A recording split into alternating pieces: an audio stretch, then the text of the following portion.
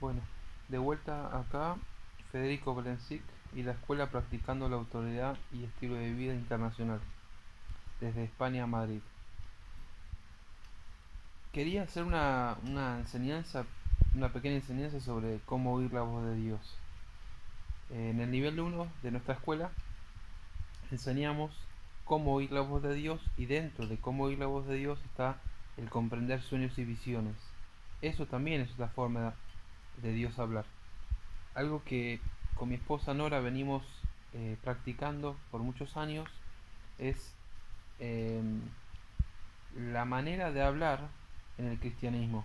Muchas veces pastores, líderes, profetas, apóstoles han dicho en el púlpito: Dios me habló a mi mente, eh, o se me vino a mi mente, cuando realmente el Espíritu de Dios habla a nuestro espíritu, no habla a la mente.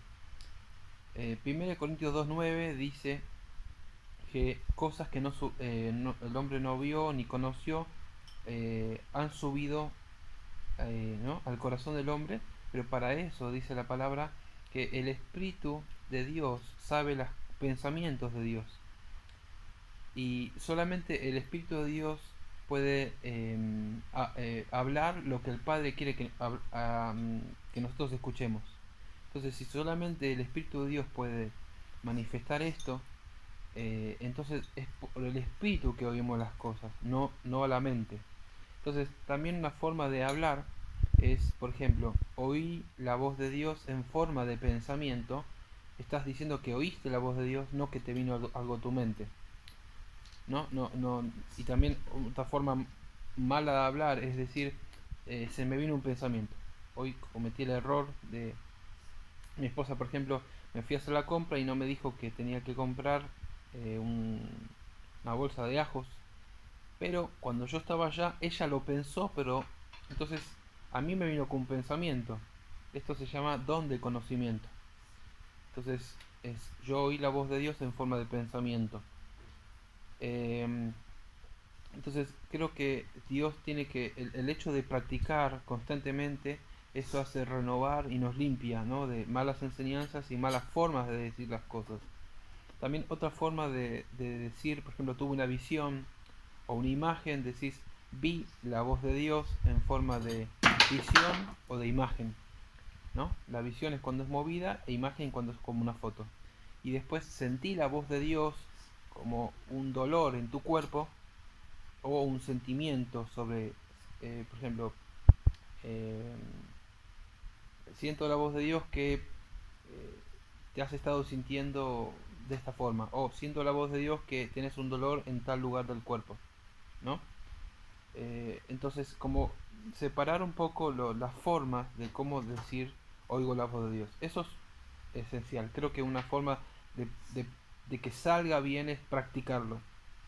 Después, eh, lo que siempre he enseñado es las cuatro voces que oímos: la voz de Dios, la voz del diablo, tu propia voz y la voz de la lógica. Es diferenciar.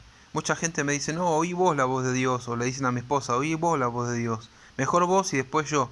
No, es porque no se quieren arriesgar. Pero hay algo que aprendí hace poco, de otra escuela, es que ellos celebran más el riesgo de oír que el resultado, o más el riesgo de orar por enfermos que en sí sanarse el enfermo. Entonces me gustaría también celebrar contigo el que te arriesgues por orar por alguien, o que oiga la voz de Dios por alguien, aunque no te salga bien, pero por lo menos que lo intentes. Estoy seguro que Dios va a estar más contento en que te arriesgues, en que lo aciertes. Es verdad que en esta vida queremos acertar en todo y que todo nos salga bien, pero a veces no salen bien las cosas. Entonces te animo a practicar en la voz de Dios. Date cuenta, vamos a separar las cuatro voces. Cuando oís la voz de Dios, Él trae consuelo, edificación o exhortación. Apoyate siempre en 1 Corintios 14:3, que dice que la palabra profética edifica, consuela o exhorta. Siempre eso. Siempre la voz de Dios te va a consolar, te va a animar, te va a exhortar a seguir adelante. Te va a traer felicidad y paz. Y después la voz del diablo, por supuesto, te va a traer preocupación, una falsa esperanza, agobio, ansiedad y la verdad que trae destrucción. Aparentemente te da una solución, pero te estresa. La voz de la lógica es como que todo lo cuestiona. ¿Será? ¿No será? Y yo te digo que cuando algo del espíritu, él te impulsa a hacerlo. Así que no cuestiones tanto. Simplemente diferencia y date cuenta que la voz de Dios tiene que edificar, consolar o exhortar.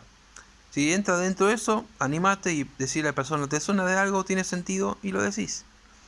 Yo creo que ese arriesgarte cuenta más, te lo vuelvo a repetir, cuenta más para Dios que en sí la respuesta. Y después tu propia voz, ¿no? Tu propia voz te trae inseguridad, desconfianza, miedos.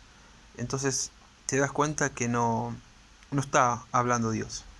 Te animo a que le preguntes algo a Dios sobre alguien, sobre algún asunto, y confíes y te lances adelante.